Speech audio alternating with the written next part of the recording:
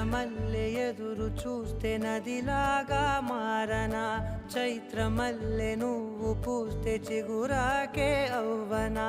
నన్నే వరించే యువరాజును అంట నీ యువరా